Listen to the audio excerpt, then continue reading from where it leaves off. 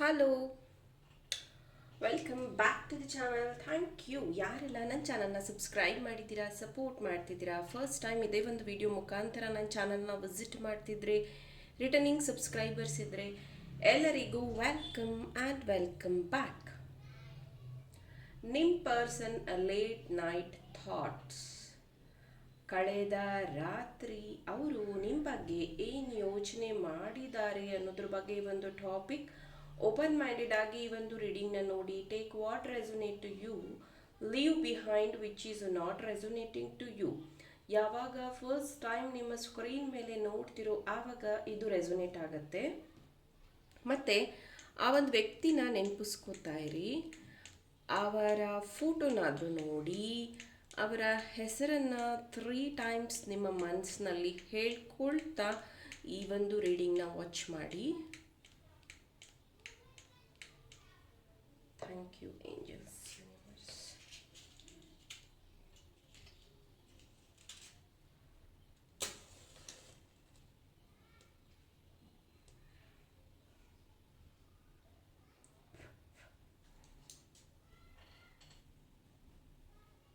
Thank you.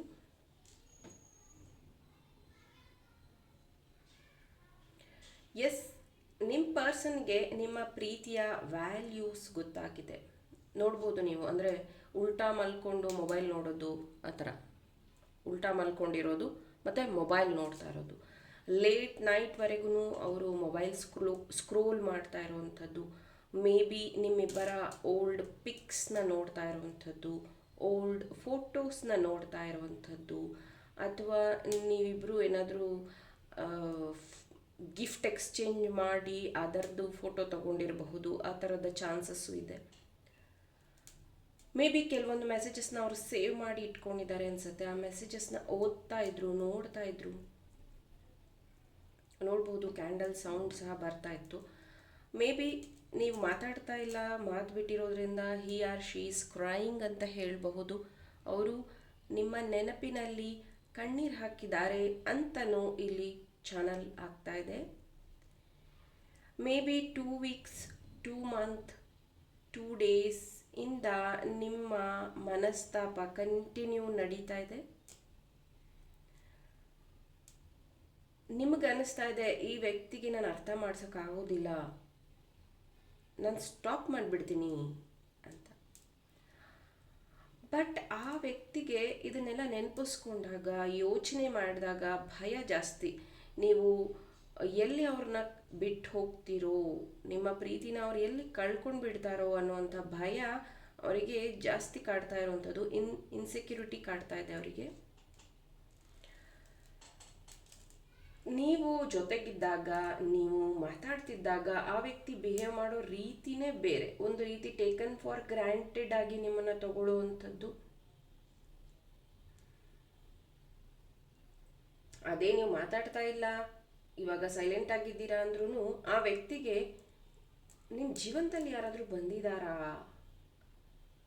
ಅಥವಾ ನಿಜವಾಗ್ಲೂ ನೀನು ನನ್ನ ಅಷ್ಟೊಂದು ದ್ವೇಷ ಮಾಡ್ತಿದೀಯಾ, ನನ್ನ ಕ್ಷಮಿಸಕ್ಕಾಗದೇ ಇರುವಷ್ಟು ನಿನ್ನಲ್ಲಿ ನೋವು ನಿಜವಾಗ್ಲೂ ಇದೆಯಾ, ಈ ಥರ ಈ ವ್ಯಕ್ತಿ ಕ್ವಶನ್ ಮಾಡ್ತಾರೆ. ಅವರು ಹರ್ಟ್ ಮಾಡೋದು ಮತ್ತು ಸಾರಿ ಕೇಳೋದನ್ನೇ ಒಂದು ರೀತಿ ರೂಢಿ ಮಾಡ್ಕೊಂಡು ಬಿಟ್ಟಿದ್ದಾರೆ. ಆ ವ್ಯಕ್ತಿಗೆ ಅನಿಸೋವಂಥದ್ದು, ನಾನು ತುಂಬ ಪ್ರೀತಿ ಮಾಡ್ತೀನಿ, ಆದರೂ ಈ ವ್ಯಕ್ತಿ ನನ್ನ ಡೌಟ್ ಪಡ್ತಾರೆ, ನನ್ನ ಪ್ರೀತಿ ಬಗ್ಗೆ ಡೌಟ್ ಪಡ್ತಾರೆ, ಇವರಿಗೆ ನನ್ನ ಕಂಡ್ರೆ ಇಷ್ಟ ಇಲ್ವಾ, ಯಾಕೆ ಈ ಥರ ನನ್ನ ಅವಾಯ್ಡ್ ಮಾಡ್ತಾರೆ, ಈ ಥರ ಎಲ್ಲ ವ್ಯಕ್ತಿ ಯೋಚನೆ ಮಾಡ್ತಿದ್ದಾರೆ. Over thinking.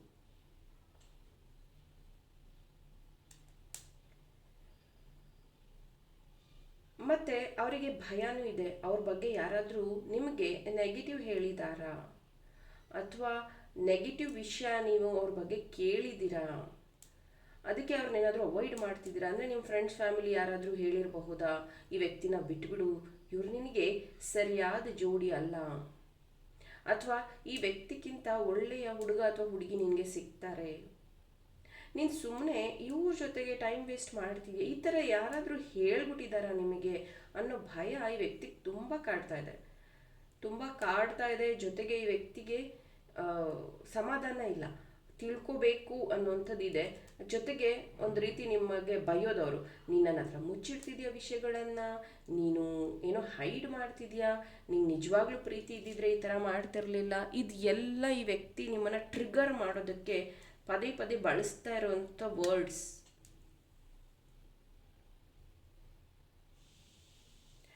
ಇವ್ರಿಗೆ ಹೆಂಗೆ ಅಂದರೆ, ಒಂದು ವಿಚಾರದಲ್ಲಿ ತುಂಬ ಅವರು ಅನಲೈಸ್ ಮಾಡೋಕ್ಕೆ ಶುರು ಮಾಡಿದ್ರೆ ಆ ವಿಚಾರನ ತುಂಬ ಡೀಪರಾಗಿ ಯೋಚನೆ ಮಾಡುವಂಥದ್ದು, ಜೊತೆಗೆ ಅದರಲ್ಲಿ ಕ್ಲಾರಿಟಿ ಸಿಗೋವರೆಗೂ ನಿಮ್ಮನ್ನು ತುಂಬ ಹಿಂಸೆ ಮಾಡುವಂಥದ್ದು, ವಿಷಯ ತಿಳ್ಕೋಬೇಕು, ನೀನು ಹೇಳಬೇಕು, ನೀನು ಓಪನ್ ಅಪ್ ಆಗಬೇಕು, ಈ ರೀತಿ ಎಲ್ಲ ವಿಷಯಗಳನ್ನು ತಿಳ್ಕೊಳ್ಳೋವರೆಗೂ ಇರುವಂಥ ಕ್ಯೂರಿಯಾಸಿಟಿ ಇವರಿಗೆ. ಆಮೇಲೆ ಆ ವಿಷಯ ನಡೆದಾದ ಮೇಲೆ ಏನಾಯಿತು ಆ್ಯಕ್ಚುಲಿ, ನಿನಗೆ ಇದರಿಂದ ಹೇಗೆ ಬೇಜಾರಾಯಿತು ಅಥವಾ ನೀನು ಏನು ಮಾಡಬೇಕಂತಿದೆಯಾ, ಯಾವುದನ್ನು ಅವರು ಕೇರ್ ಮಾಡೋದಿಲ್ಲ. ಒಂದು ಸ್ವಲ್ಪ ಓವರ್ ಕಾನ್ಫಿಡೆಂಟ್ ಅಥವಾ ಈಗೋಯಿಸ್ಟಿಕ್ ಪರ್ಸನ್ ಅಂತ ಅನಿಸುತ್ತೆ ಇವರು. ಒಂದು ರೀತಿ ನಾನು ತುಂಬ ಸ್ಟ್ರಿಕ್ಟು, ನಾನು ಯಾರ ಹತ್ರನೂ ಕ್ಷಮೆ ಕೇಳಲ್ಲ, ನಾನು ತುಂಬ ಸ್ಟ್ರೇಟ್ ಫಾರ್ವರ್ಡ್, ನಾನು ಇರೋದೇ ಹೀಗೆ, ಈ ಥರ ಈ ವ್ಯಕ್ತಿ ಯೋಚನೆ ಮಾಡುವಂಥದ್ದು. ನಾನೇನು ತಪ್ಪು ಮಾಡಿಲ್ಲ, ನನ್ನಿಂದ ಏನು ತಪ್ಪಾಗಿಲ್ಲ, ಈ ರೀತಿ. Letter K, B, M, J, Y, L, A, C, P, T ಮತ್ತು ಎಫ್. ಈ ಲೆಟರ್ ಆ್ಯಪ್ಟ್ ಆಗಿದೆ ನಿಮ್ಮ ಹೆಸರಲ್ಲಿ ಅಥವಾ ನಿಮ್ಮ ಪಾರ್ಟ್ನರ್ ಹೆಸರಲ್ಲಿ. ಈ ಲೆಟರ್ಸ್ ಬರ್ತಿರಬಹುದು, ಅಥವಾ ಈ ಒಂದು ಫಸ್ಟ್ ಲೆಟರಿಂದನೇ ನೀವು ಅವ್ರನ್ನ ಸೇವ್ ಮಾಡಿಟ್ಕೊಂಡಿರ್ಬೋದು, ಅವರ ನೇಮ್ನ. ನಿಮ್ಮ ವ್ಯಕ್ತಿನೂ ಅಷ್ಟೇ ನಿಮ್ಮ ಹೆಸರನ್ನು ನಿಮ್ಮ ಹೆಸರಿಂದ ಸೇವ್ ಮಾಡಿ ಇಟ್ಕೊಂಡಿಲ್ಲ ಅವ್ರ ಮೊಬೈಲಲ್ಲಿ. ಮೇ ಬಿ ಪೆಟ್ ನೇಮಿಂದ ಅಥವಾ ಚಿನ್ನು, ಬೇಬಿ, ಈ ಥರ ಏನೋ ಒಂದು ಹೆಸರನ್ನು ಅವರು ಸೇವ್ ಮಾಡಿದ್ದಾರೆ. ನೋಡ್ಬೋದು ಆ ವ್ಯಕ್ತಿಗೆ ನಿಮ್ಮನ್ನು ಮೀಟ್ ಆಗಬೇಕು, ನಿಮ್ಮನ್ನು ಮಾತಾಡಿಸ್ಬೇಕು ಅನ್ನೋ ಡಿಸೈರ್ಸ್ ಜಾಸ್ತಿ ಇದೆ. ಕಂಪ್ಲೀಟ್ಲಿ ಅವರು ನಿಮ್ಮನ್ನು ಮಿಸ್ ಮಾಡ್ಕೋತಾ ಇದ್ದಾರೆ. ಯಾವಾಗ ನಿಮ್ಮನ್ನು ಮೀಟಾಗಿ ಈ ವಿಷಯದ ಬಗ್ಗೆ ಅವ್ರಿಗೆ ಕ್ಲಾರಿಟಿ ಸಿಗುತ್ತೆ ಅಂತ ವ್ಯಕ್ತಿ ತುಂಬ ಹಪಹಪಿಸ್ತಾ ಇದ್ದಾರೆ. ಮೇ ಬಿ ಅವರು ದೇವಸ್ಥಾನಕ್ಕೆ ಹೋಗಿರಬಹುದು, ಪ್ರೇಯರ್ಸ್ ಮಾಡಿರಬಹುದು. ಇದೆಲ್ಲ ಬೇಗ ಸರಿ ಹೋಗಲಿ, ನಮ್ಮಿಬ್ಬರ ಮಧ್ಯೆ ಇರುವಂಥ ಪ್ರೀತಿ ಬೇಗ ಸರಿ ಹೋಗಲಿ ಅನ್ನೋವಂಥದ್ದು.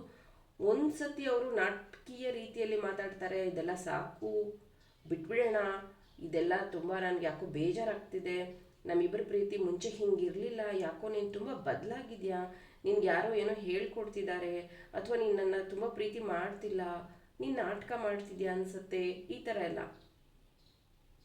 ಮತ್ತು ಅವ್ರಿಗೆ ಅನಿಸುತ್ತೆ ನಿಮ್ಮಷ್ಟು ಪ್ರೀತಿ ಮಾಡಿದ್ದು ಅವ್ರ ಲೈಫಲ್ಲಿ ಯಾರೂ ಇಲ್ಲ, ನಿಮ್ಮಷ್ಟು ಅವರನ್ನು ಕ್ಷಮಿಸಿರೋದು, ನಿಮ್ಮಷ್ಟು ಅವರನ್ನು ಸಹಿಸ್ಕೊಂಡಿರುವಂಥದ್ದು, ನಿಮ್ಮಷ್ಟು ಅವರಿಗೆ ಸಹಾಯ ಮಾಡಿರೋದು, ನಿಮ್ಮಷ್ಟು ಅವರನ್ನು ನಂಬಿರುವಂಥ ವ್ಯಕ್ತಿ ಯಾರೂ ಇಲ್ಲ.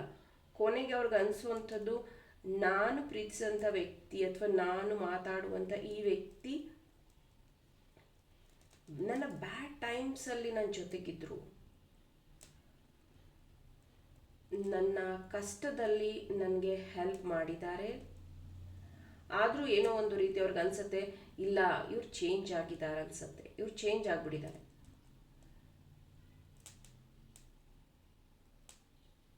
ಇತ್ತೀಚೆಗೆ ಈ ವ್ಯಕ್ತಿ ತುಂಬ ಸುಳ್ಳು ಹೇಳೋದು, ತುಂಬ ಸೀಕ್ರೆಟ್ ಮೇಂಟೈನ್ ಮಾಡೋದು, ಇದೆಲ್ಲ ನಿಮಗೆ ಗೊತ್ತಾಗಿರೋದ್ರಿಂದನೇ ಮೇ ಬಿ ನೀವು ಇವರನ್ನು ಸ್ವಲ್ಪ ಅವಾಯ್ಡ್ ಮಾಡೋ ರೀತಿಯಲ್ಲಿ, ಅಥವಾ ಅವ್ರಿಗೆ ರಿಯಲೈಸ್ ಆಗಬೇಕು ನನ್ನ ಪ್ರೀತಿ ಅನ್ನೋ ರೀತಿಯಲ್ಲಿ ಅವರನ್ನು ಸ್ವಲ್ಪ ದೂರ ಇಡೋದೂ ಸಹ ನೀವು ಮಾಡ್ತಾ ಇದ್ದೀರಾ ಅಂತ ಅನಿಸುತ್ತೆ. ಇದು ಅವರಿಗೆ ಗೊತ್ತಾಗಿದೆ.